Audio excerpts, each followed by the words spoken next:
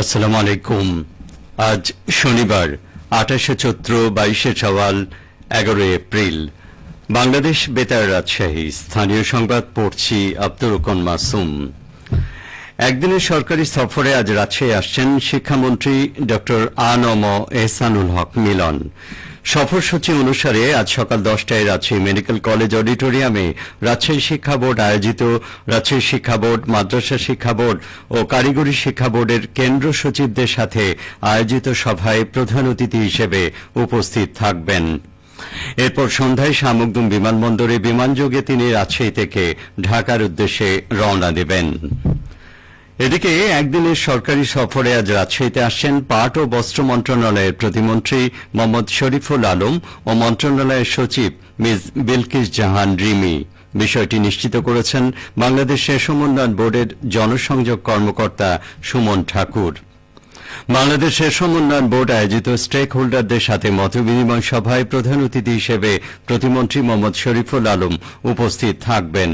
সিল্কের উন্নয়ন ও বাজারজাতকরণ শীর্ষক এই মতবিনিময় সভাটি সকাল ১০টায় বাংলাদেশ রেশম উন্নয়ন বোর্ড সভাকক্ষে অনুষ্ঠিত হবে। সভা শেষে প্রতিমন্ত্রী ও সচিব রাজশাহী রেশম কারখানা পরিদর্শন করবেন। বগুড়া ৬ আসনের উপনির্বাচনে বিএনপি মনোনীত প্রার্থী রেজাউল করিম বাদশাহ ধানের শীষ প্রতীকে বিপুল ভোটের ব্যবধানে নির্বাচিত হওয়ায় বগুড়ায় দোয়া মাহফিল অনুষ্ঠিত হয়েছে।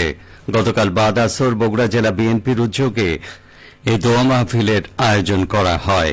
এতে নবনির্বাচিত সংসদ সদস্য রেজাউল করিম বাদশাহ সবার সঙ্গে দোয়ায় অংশ নেন।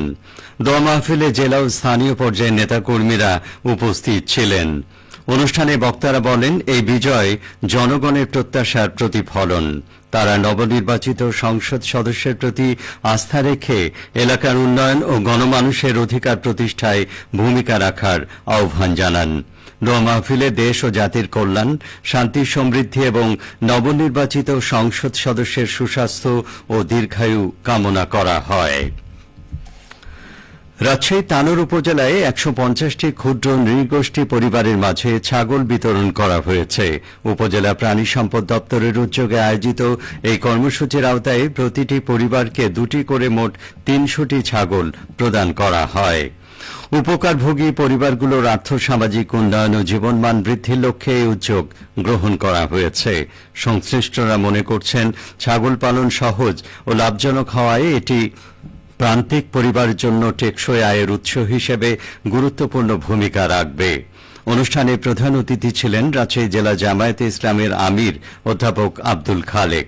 বক্তারা বলেন, ক্ষুদ্র নৃগোষ্ঠী পরিবারের অর্থনৈতিক স্বাবলম্বিতা নিশ্চিত করতে এ ধরনের সহায়তামূলক কর্মসূচি অত্যন্ত কার্যকর। তারা আরও বলেন, সঠিক পরিচর্যা ও ব্যবস্থাপনার মাধ্যমে ছাগল পালন করে পরিবারগুলো তাদের আয় বৃদ্ধি করতে সক্ষম হবে।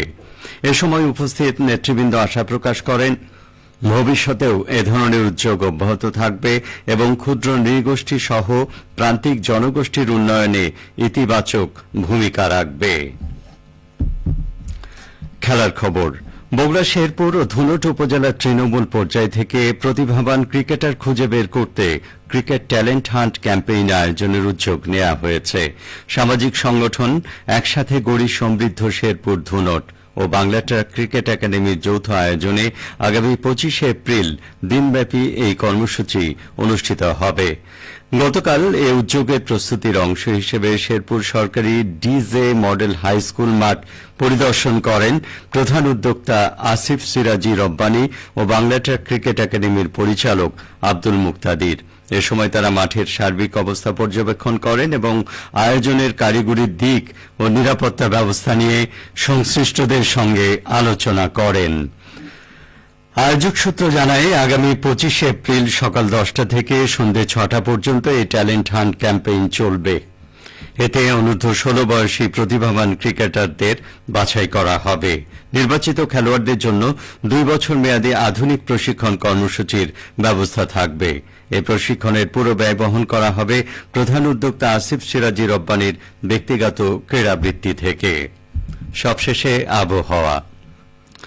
আজ সকাল 6টায় রাজশাহীতে তাপমাত্রা ছিল 21 ডিগ্রি সেলসিয়াস। এই সময় বাতাসে আর্দ্রতার পরিমাণ ছিল 86%। রাজশাহী ও পার্শ্ববর্তী এলাকায় আজ সূর্যোদয় হয়েছে ভোর 5:47 সূর্যাস্ত সন্ধ্যে 6:25। সংবাদ শেষ হল। আমাদের পরবর্তী স্থানীয় সংবাদ দুপুর 12:10।